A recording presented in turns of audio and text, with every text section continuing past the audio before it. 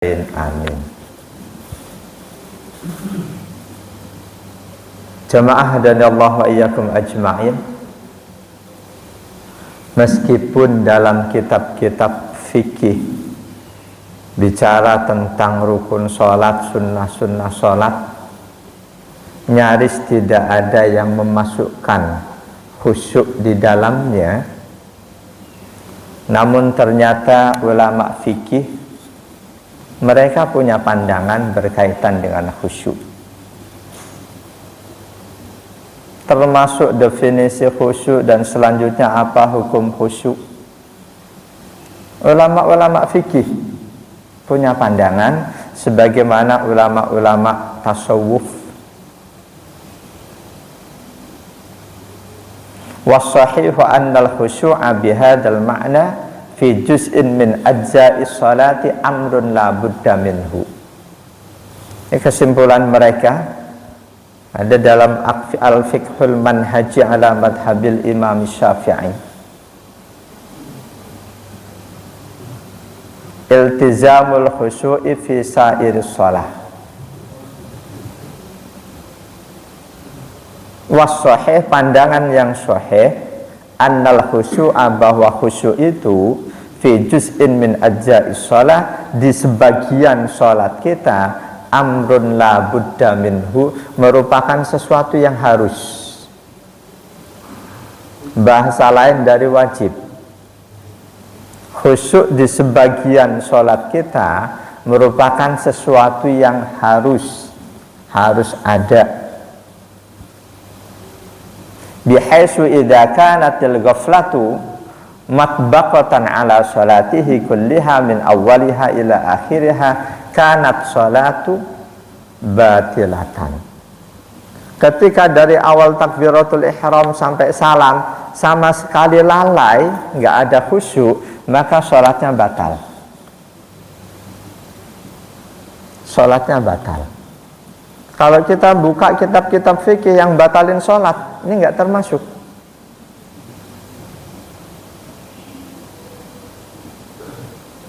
Mungkin nanti belakangan akan muncul ulama yang memasukkan khusyuk sebagai hal yang membatalkan sholat, ketika sama sekali dari awal sampai akhir nggak ada khusyuknya sama sekali. Dan khusyuk seperti ini di sebagian sholat, ini bukan perkara yang sulit. Ketika kita paham apa yang kita lakukan, kita ngerti makna bacaan-bacaan yang kita baca, itu sangat mudah untuk bisa khusyuk. Walaupun memang seluruh bacaan sholat dari awal sampai akhir kita paham, itu nggak otomatis bisa khusyuk, nggak mudah. Karena ya sekali lagi, iblis, setan memang akan selalu berusaha melalaikan kita. Kita nggak pengen ingat-ingat sesuatu dalam sholat kita, ingatan itu dihadirkan oleh setan, oleh iblis. Ketika kita berusaha untuk kita lupakan, kita fokus ke sholat kita, nanti akan ada lagi. Nggak ada satupun ulama, baik ulama fikih, ulama tasawuf, yang berpandangan khusyuk dari awal sampai akhir itulah yang wajib, nggak ada. Karena nggak akan ada yang bisa.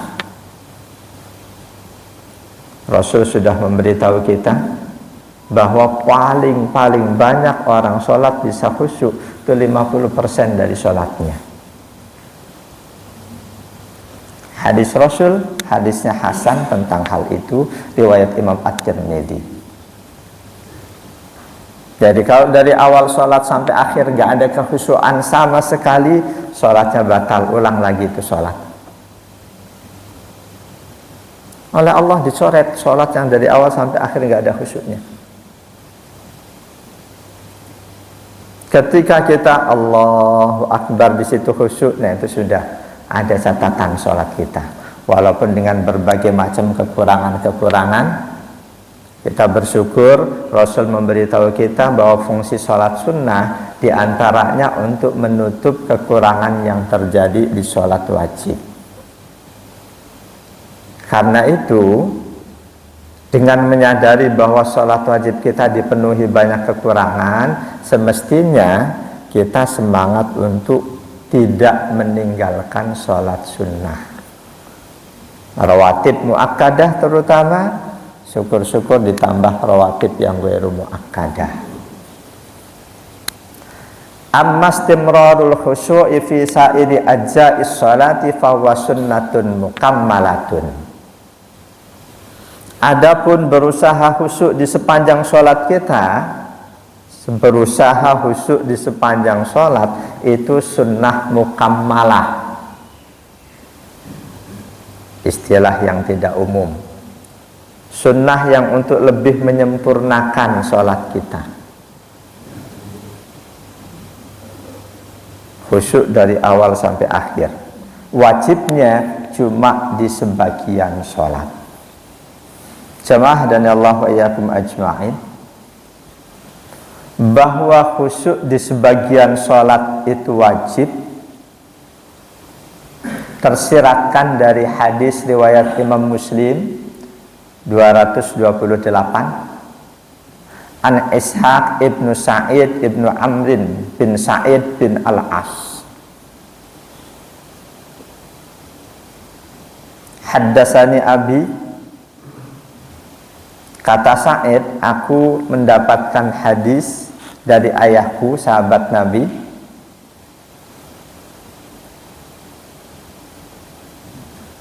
Beliau, ayahku, dapat dari ayahnya lagi, Amr bin As. Qala, kata sahabat Amr bin As, kuntu inda Utsman.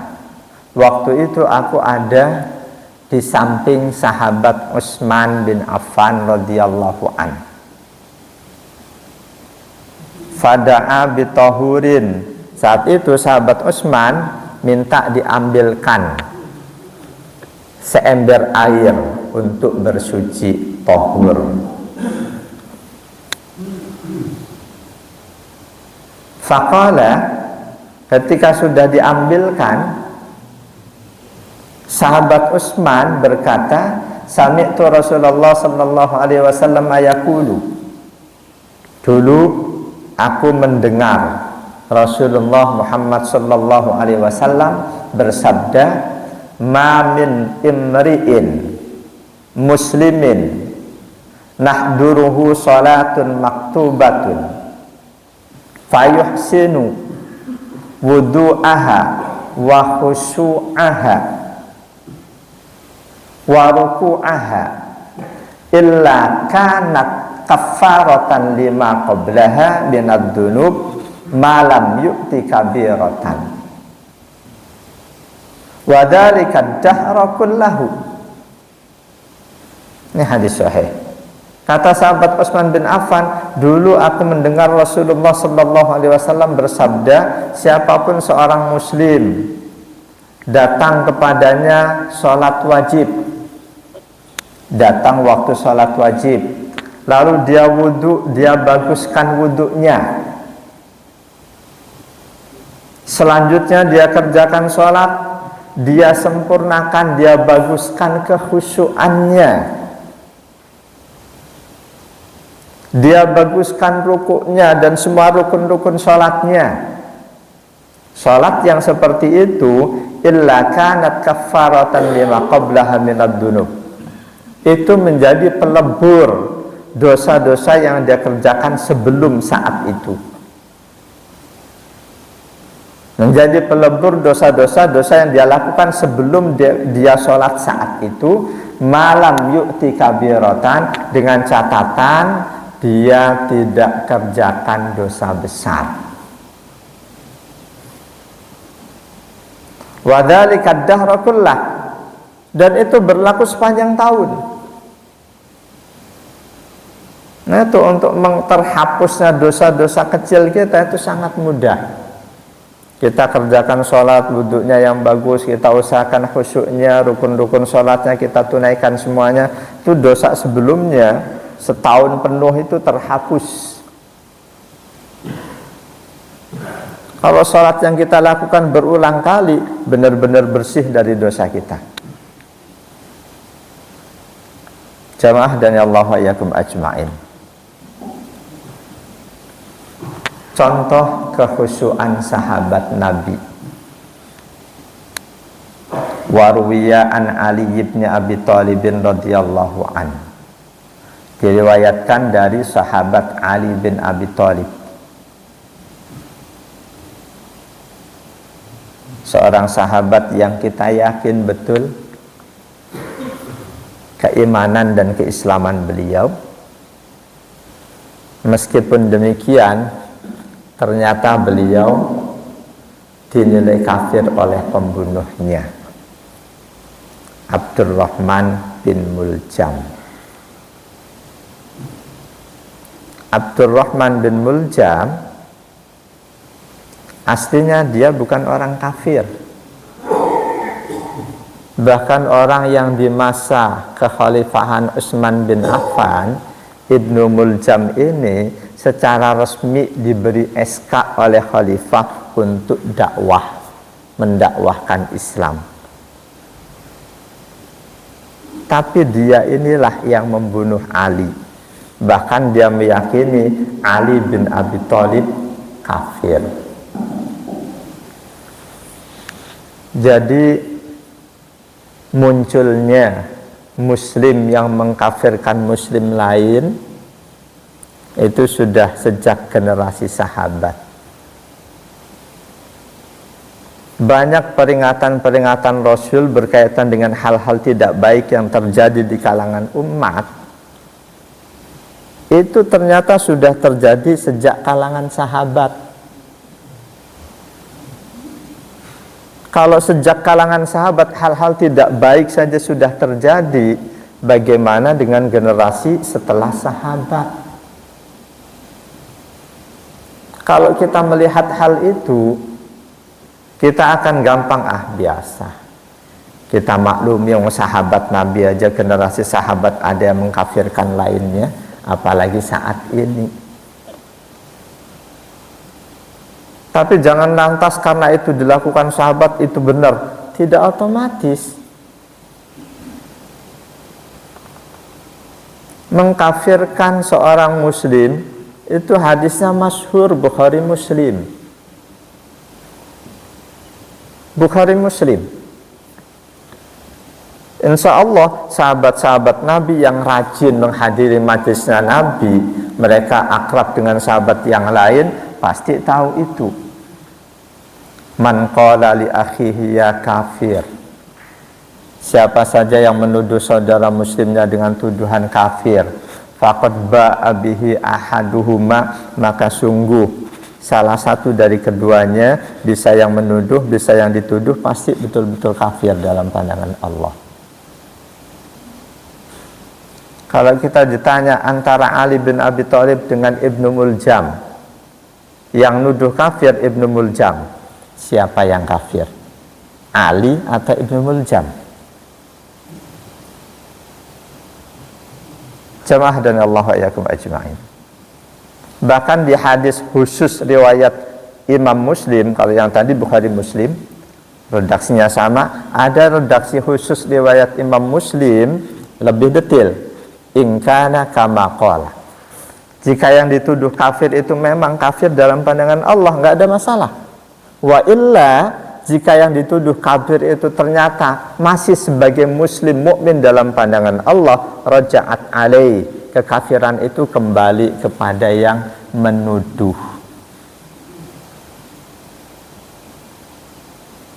Jadi ketika ada seorang muslim melakukan satu dosa, itu bukan sasaran untuk kita kafirkan, kecuali dosanya memang sudah jelas itu dosa kafir, seperti murtad. Jelas ketika dia mengakui selain Allah sebagai Tuhan, otomatis. Atau ketika dia melakukan syirik, ini pun harus hati-hati. Kita tahu syirik ada dua macam, syirkul akbar, syirkul asghar. Syirik kecil tidak menjadikan seseorang murtad, dan syirik kecil ini yang justru ditakutkan oleh Rasulullah Muhammad SAW, karena amat sangat banyak umat Islam yang khilaf melakukan syirik kecil, alias melakukan amal soleh tapi ada unsur riya. Itu syirik kecil. Mengerjakan perintah Allah, mengerjakan amal soleh tapi mengharapkan balasan dari selain Allah, itu syirik kecil. Contoh lain yang dikhawatirkan Rasul dan sudah terjadi sejak generasi sahabat, tentang munculnya orang-orang soleh, orang-orang yang rajin ibadah, selalu membaca Quran, boleh jadi hafal Quran, tapi ternyata dia sudah keluar dari Islam. Sholatnya hebat, puasanya hebat, amal solehnya pun demikian, selalu baca Quran, tapi ternyata Rasul nyatakan yamrukuna minad-din kama yamrukus sahmu minar ramiyah. Dia sudah keluar dari agama Islamnya sebagaimana keluarnya anak panah dari busur. Itu hadis sahih riwayat Imam Malik, Imam Ahmad, Imam Bukhari 5056, Imam Muslim 2503.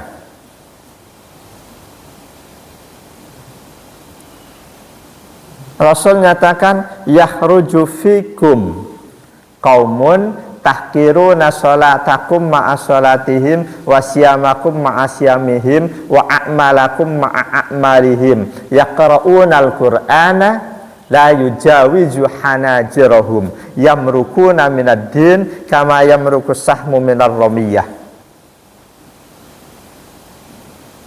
Akan keluar dari tengah-tengah kalian.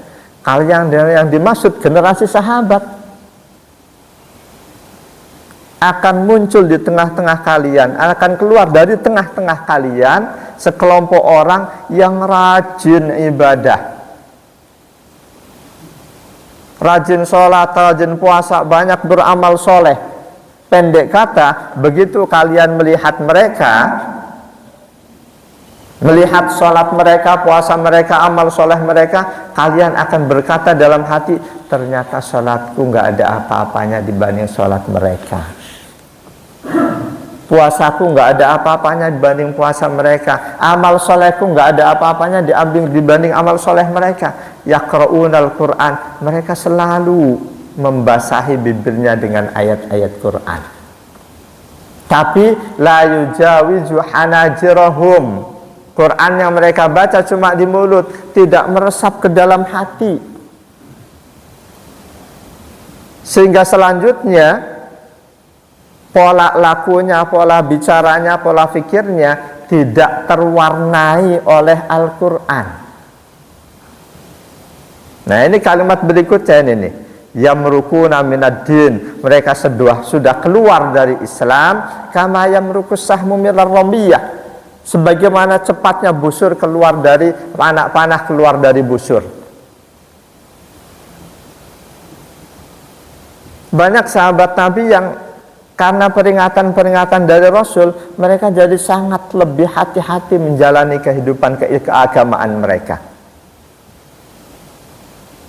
Ada beberapa tabi'in yang karena penasaran dengan hadis ini, diantaranya Abu Salamah, terus ada lagi Atha bin Yasar, itu nanya ke sahabat yang menjadi sumber hadis ini, Abi Sa'id Al-Khudri. Pertanyaan mereka, pada saat pertanyaan diajukan, itu sudah muncul kelompok ketiga dalam Islam, kelompok Khawarij. Dua kelompok pertama, mereka yang ada di kelompok Ali, satu lagi kelompok Muawiyah. Muncul kelompok ketiga Khawarij yang mengkafirkan Ali, mengkafirkan Muawiyah terlebih dahulu. Dua tabi'in tadi, Abu Salamah dan Atha bin Yasar, nanya ke Abu Sa'id, pernahkah engkau mendengar Rasul bicara tentang Al-Khawarij? Nama lainnya Al-Haruriyah. Pernahkah Rasul duduk bicara mengisyaratkan akan munculnya kelompok Khawarij ini? Jawaban sahabat Abu Sa'id, enggak. Rasul tidak pernah bicara tentang Khawarij, tentang Al-Haruriyah, enggak pernah. Tapi kata sahabat Abu Sa'id, aku mendengar Rasul menyampaikan hadis. Nah, hadisnya tadi itu, akan muncul di tengah-tengah kalian orang yang rajin ibadah tapi mereka sudah keluar dari Islam. Jadi banyak peringatan-peringatan berkaitan munculnya hal tidak baik, yang ternyata hal tidak baik itu sudah ada sejak generasi sahabat, termasuk mengkafirkan muslim. Jadi insya Allah semua hal tidak baik yang pernah ada, bahkan sejak generasi Nabi Adam, hal buruk yang pernah ada akan tetap ada sampai kiamat. Di masa Nabi Adam, hal buruk yang ada, saudara membunuh saudaranya, akan ada terus. Akan ada terus. Sebaliknya, hal-hal baik satu persatu akan hilang. Hal-hal baik satu persatu akan hilang. Sholat termasuk hal baik yang hilangnya paling belakangan. Jadi sampai kiamat akan banyak orang yang sholat, tapi kekhusyuannya akan menjadi hal duluan yang hilang. Ini sahabat Nabi sudah menyampaikan itu. Hal pertama yang akan hilang dari tengah-tengah umat adalah kekhusyuan dalam sholat, hingga pada saatnya kalian akan saksikan orang-orang sholat nggak ada satupun yang khusyuk. Jadi ibadah sholatnya termasuk kebaikan paling belakang akan hilang, tapi kekhusyuannya akan menjadi hal yang duluan hilang. Untuk ilmu faraid, itu akan menjadi ilmu pertama yang hilang. Jamaah dan Allah ayakum ajma'in. Ali bin Abi Thalib, ini kisah dari Ali bin Abi Thalib, annahu fi ba'dil hurubi al-jihadiyati usiba bisahmin. Di satu peperangan jihad, Ali bin Abi Thalib terkena anak panah musuh.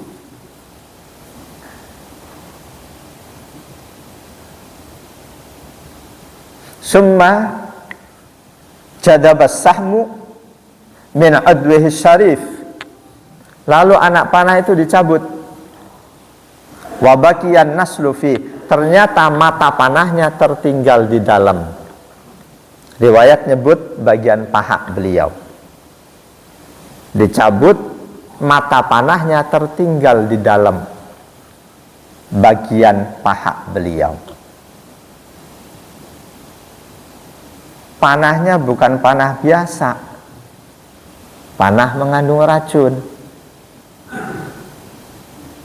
Faqalu, lalu para sahabat yang lain, ajudan beliau berkata, idza lam yukhrajil udhu la yumkinu istikhrajun nasli minhu.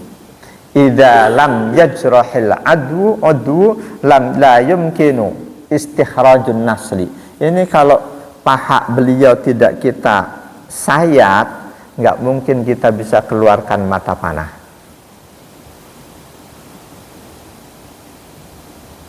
Wa nakhafu min idza'i amirul mukminin. Saat itu Ali bin Abi Thalib posisinya sebagai Amirul Mukminin. Jadi khalifah itu lebih dikenal, lebih disukai khusus untuk Abu Bakar As-Siddiq. Mulai Umar bin Khattab, Umar itu yang meminta untuk tidak dipanggil khalifah, tapi Amirul Mukminin. Walaupun kesininya lebih sering, tetap kita sebut khalifah Abu Bakar, Umar, Utsman, Ali.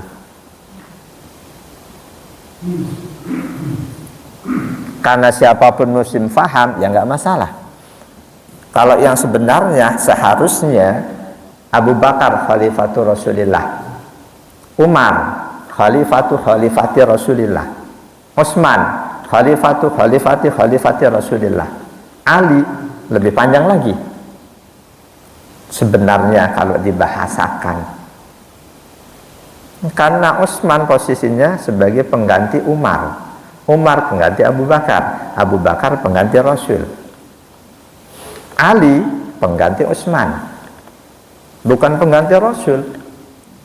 Nah itu apa yang digagas oleh Umar bin Khattab, sebut saja kami, aku, dan selanjutnya nanti Amirul Mukminin, itu lebih simpel. Jadi saat itu Ali bin Abi Thalib sebagai Amirul Mukminin terkena anak panah, dicabut, mata panahnya tertinggal di dalam. Kata para sahabat yang lain, ajudan beliau, ini kalau paha beliau tidak kita sayat, kita nggak akan bisa keluarkan mata panah.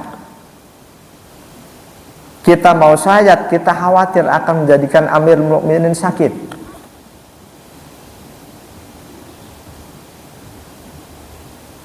Ali bin Abi Thalib dengar apa yang dibicarakan sahabat-sahabat beliau. Faqala radhiyallahu anhu, maka Ali pun berkata, idza stagaltu bis shalah, nanti ketika aku sedang fokus tenggelam dalam sholatku, fastakhraju, silahkan kalian keluarkan mata panah dengan cara apapun, silahkan. Mau kalian sayat pahaku atau gimana, silahkan. Nanti ketika aku sedang fokus dalam sholatku. Faftatahas shalah, lalu beliau memulai sholatnya. Baru sesaat memulai, para sahabat beliau melihat beliau sudah tenggelam dalam sholatnya. Wahum qata'u amjarahul udwa, mereka langsung menyayat paha Ali bin Abi Thalib.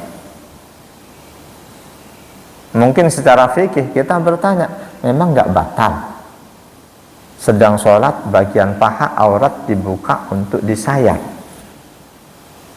Ini kita nggak melihat sisi itunya, ini dianggap aja sisi darurat. Wastakhrajun nasla, dengan cepat setelah disayat mata panah dikeluarkan, terus dikasih apalah untuk supaya darah tidak mengalir lanjut, diperban atau gimana. Wahwa radhiyallahu anhu lam yataghayyar fi sholati, saat itu Ali masih asik tenggelam dalam sholatnya, dalam bacaan sholatnya. Falamma farigo, ketika beliau selesai dari sholatnya, qala, beliau berkata, lima lam tastakhraju, kenapa kalian belum keluarkan mata panah dari pahaku?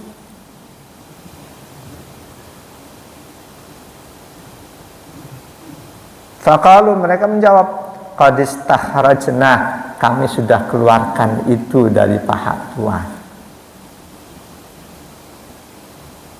Ini kekhusyuan Ali, begitu dia sholat, dia sampai nggak sekedar mata panah di dalam daging pahanya dikeluarin, beliau sampai tidak merasakan. Itu kekhusyuan Ali bin Abi Thalib. Ini riwayatnya sahih ini.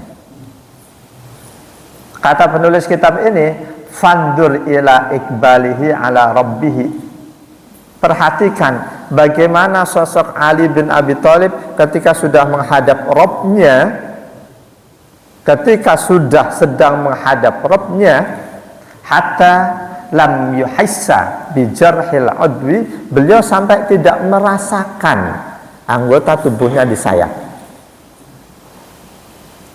Itu karena benar-benar takzimnya kepada Allah. Sadar dia sholat, dia menghadap Allah, berhadapan dengan Allah, bercakap dengan Allah. Fokus ke sana segenap jiwa raganya, sampai tubuhnya disayat, beliau tidak merasakan. Kata penulis kitab ini, perhatikan bagaimana sosok Ali bin Abi Thalib sedemikian dalam khusyuknya.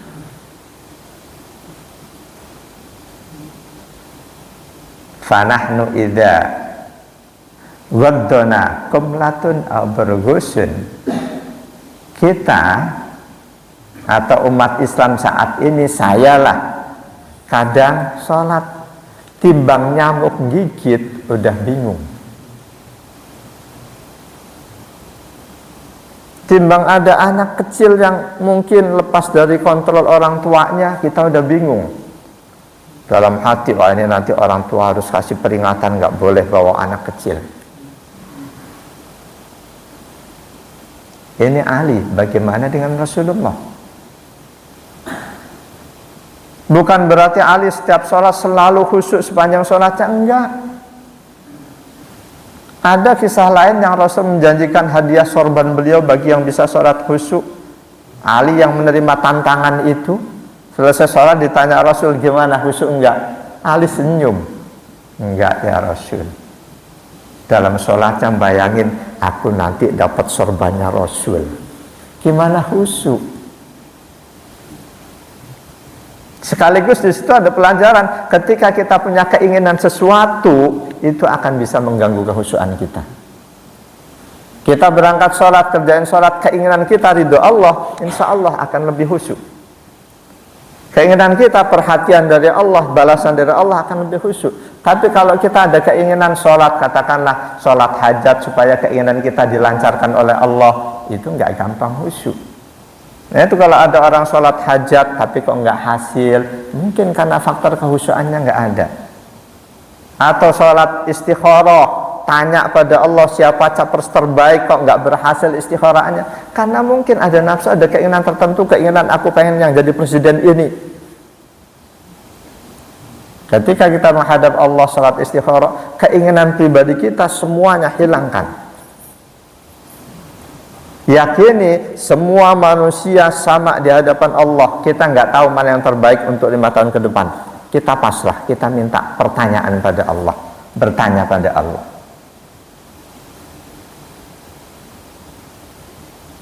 Jamaah dan Allah yakum ajma'in.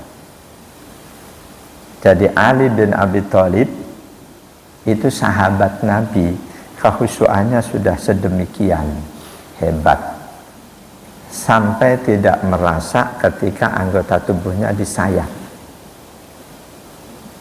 Kita ingat-ingat ini untuk selanjutnya. Kalau sekedar nyamuk jangan terlalu, lalat mau nempel di hidung jangan terlalu, apalagi sekedar jenggot panjang rasanya nggak rapi, sambil sholat kok dirata-ratain, dirapihin, itu tidak menggambarkan kekhusyukan. Sorban mau jatuh dipasang, dibenerin, itu banyak terjadi. Jamaah dan Allah wa yakum ajma'in.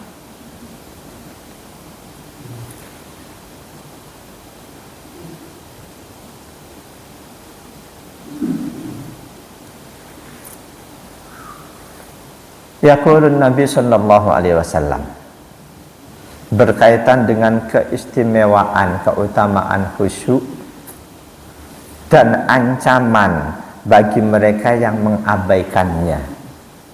Ancaman bagi orang yang tidak berusaha untuk khusyuk.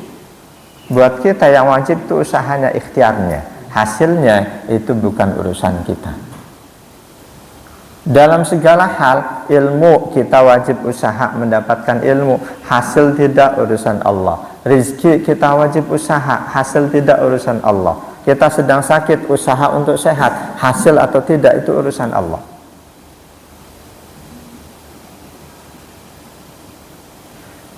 Yaqulun Nabi sallallahu alaihi wasallam, Nabi sallallahu alaihi wasallam bersabda, khamsu shalawatin iftaradahunallahu ta'ala.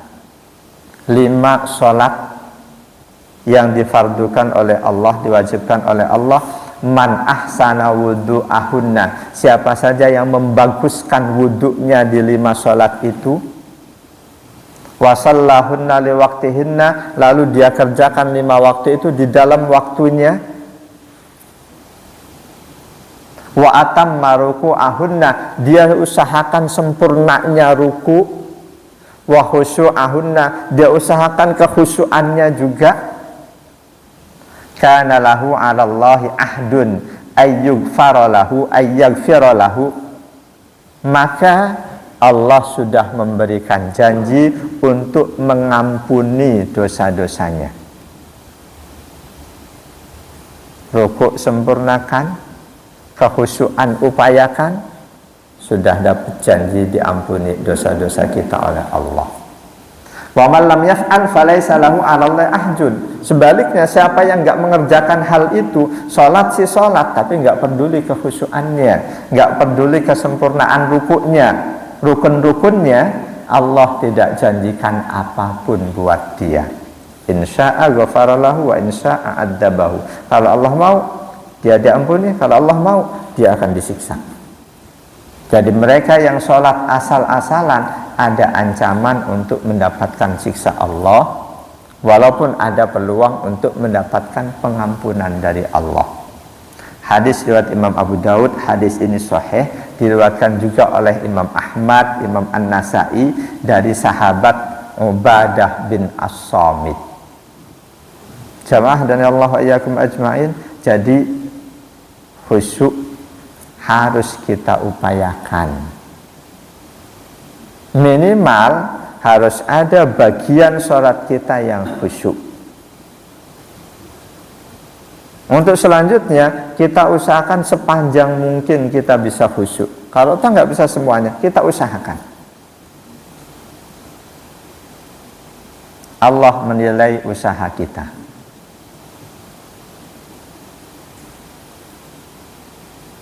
Di hadis yang lain, sejalan dengan hadis tadi, an Muhammad bin Yahya bin Habban anna ibna Muhairis al-Qurashi summal Jumahi akhbarahu wa kana bisyam. Muhammad bin Yahya mendapatkan kabar dari Muhairis al-Qurashi. Waktu itu Muhammad tinggal di Syam. Bahkan qad adraka Muawiyah. Muhammad bin Muhairis, Ibnu Muhairis, seorang tabi'in yang pernah jumpa dengan sahabat Muawiyah. Fa akhbarahu annal Muhdaji rajulan min Bani Kinanah akhbarahu anna rajulan minal ansari kana bisami yukna Aba Muhammad akhbarahu annal witra wajibun. Seorang tabi'in ini menyampaikan permasalahan kepada sahabat Muawiyah. Muawiyah walaupun mungkin di sebagian umat Islam namanya dianggap tidak terlalu baik, tapi kita yang hati-hati tetap harus menganggap beliau sebagai sahabat yang baik. Beliau salah satu sahabat besar dan beliau cukup alim. Beliau cukup alim. Ibnu Muhairis menyampaikan kepada Muawiyah bahwa ada seorang sahabat Ansor di Syam berpandangan sholat witir wajib.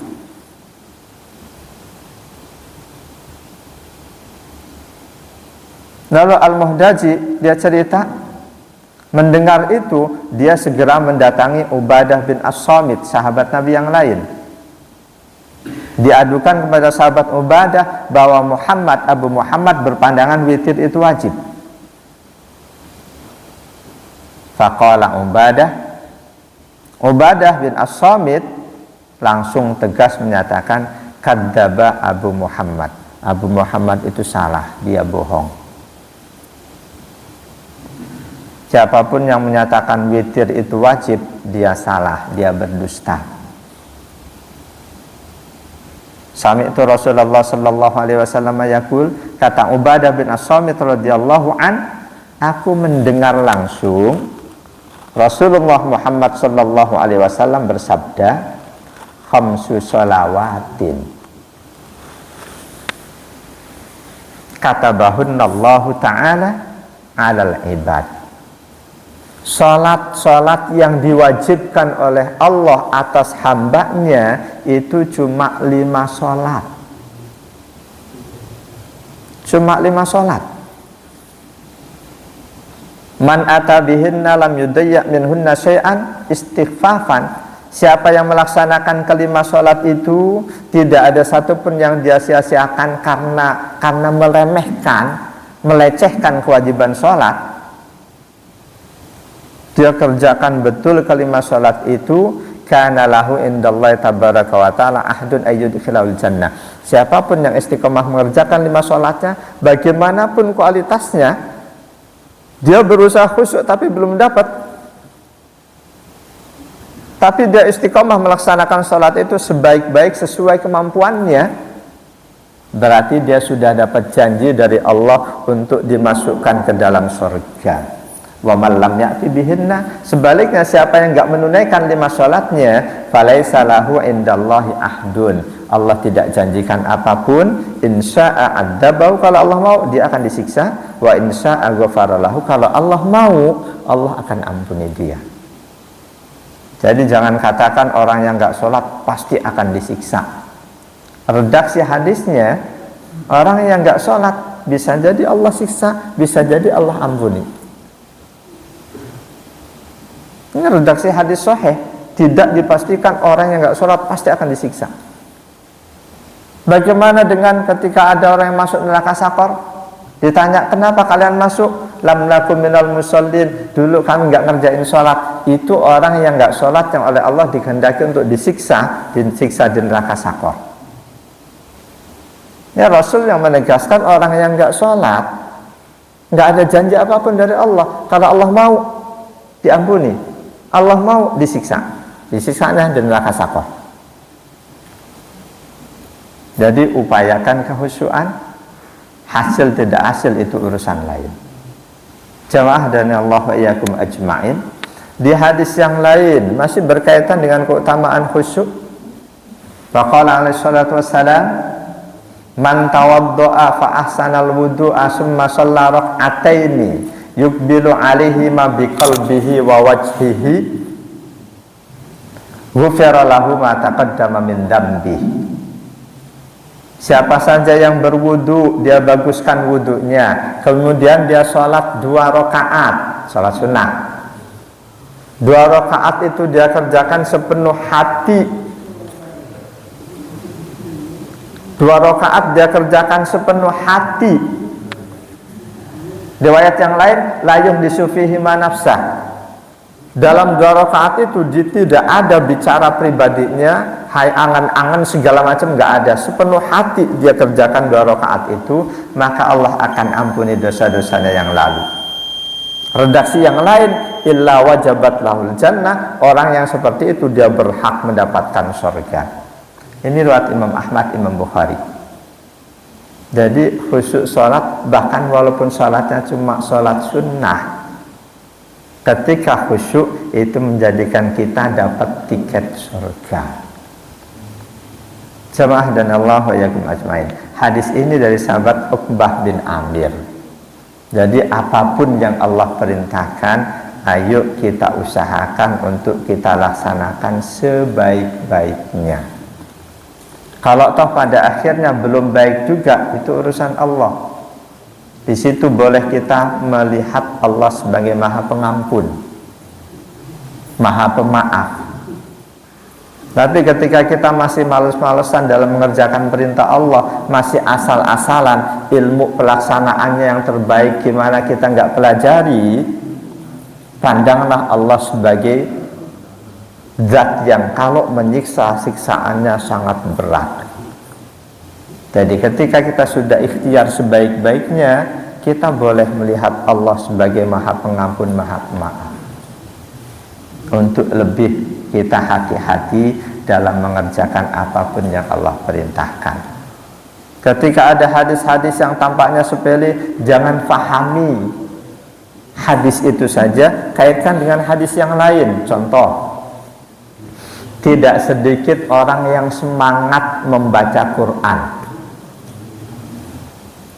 Tidak sedikit orang yang semangat baca Quran, lebih-lebih di bulan Ramadan. Lantas disampaikanlah hadis sahih, Iqra'ul Quran fa innahu ya'ti yaumal qiyamati syafi'an li ashabi. Bacalah Quran, rutinkan baca Quran, karena di hari kiamat nanti Quran akan memberikan syafaat buatmu. Seolah-olah cuma dengan membaca Quran kita pasti akan dapat syafaat nanti. Jangan fahami hadis cuma dengan hadis itu. Ingat di hadis yang lain. Hadis yang lain Rasul memberikan peringatan bahwa Quran Bisa jadi pembela kita, tapi bisa jadi juga jadi penghalang kita, jadi penjerumus kita. An Abi Malik Al-Asy'ari radhiyallahu anhu qala Rasulullah sallallahu alaihi wasallam al-Qur'anu hujjatun laka aw 'alaika. Hadis riwayat Imam Ahmad, Imam Muslim 556, Abu Daud, Tirmidzi, Nasai, Ibnu Majah. Quran itu bisa menjadi pembelamu di persidangan Allah nanti, aw 'alaika, bisa jadi menjadi penjerumusmu ke dalam siksaan Allah. Ini peringatan dari Rasul. Jadi tidak asal begitu kita baca Quran pasti nanti akan dibela oleh Quran, enggak. Yang perlu kita ketahui itu siapa yang akan celaka karena Quran. Ketika Allah turunkan Quran, ada hal sunnah, ada fardu kifayah, ada fardu ain di situ. Kalau kita cuma mengerjakan yang sunnahnya doang, baca Quran sunnah. Atau yang fardu kifayah, kita kuasai Quran, kita fahami tafsir Quran, ini fardu kifayah. Kalau cuma dua ini yang kita kerjakan, yang fardu ainnya tidak, ini Quran akan menyebabkan kita celaka. Di hadis yang tadi tentang orang-orang soleh yang selalu baca Quran, bahkan mereka keluar dari Islam. Jadi fardu ainnya laksanakan, selanjutnya sunnahnya akan lebih menguatkan kita. Apa fardu ainnya Quran? Quran diturunkan untuk dijadikan pedoman. Ini fardu ainnya. Siapapun muslim harus berpedoman pada Quran. Dalam berbicara, dalam bertindak, dalam apapun harus berpedomankan pada Quran. Orang yang bisa memedomani Al-Quran tidak harus bisa baca dengan baik. Orang yang bisa memedomani Al-Quran tidak harus dia menjadi pakar tafsir. Kurang lebih sama halnya orang untuk bisa makan gado-gado tidak harus bisa bikin gado-gado. Kita beli gado-gado, kita makan nggak bisa bikin. Begitu juga untuk bisa mengamalkan Quran, bisa jadi kita dengerin dari guru, oh itu perintah Quran, itu perintah Quran, aku jalanin, itu larang Quran, aku tinggalin. Berarti dia mempedomani Al-Quran, walaupun dianya sendiri nggak paham tafsir. Jadi mempedomani Al-Quran, menjadikan Al-Quran sebagai pedoman, itu fardu ain. Baca Quran sunnah, menghafal Quran sunnah, menjadi faham Quran fardu kifayah. Yang fardu ain mempraktekkan kandungan Quran. Siapapun kita yang selalu berusaha mempraktekkan kandungan Quran, selanjutnya kita baca Quran, satu ayat, dua ayat, satu hurufnya 10 kebaikan buat kita. Dan Quran yang seperti itulah yang di hari kiamat akan datang menjadi pembela kita di persidangan Allah. Semoga Allah mudahkan kita untuk bisa selalu mempedomani Al-Quran dalam keseharian kita. Amin ya rabbal alamin.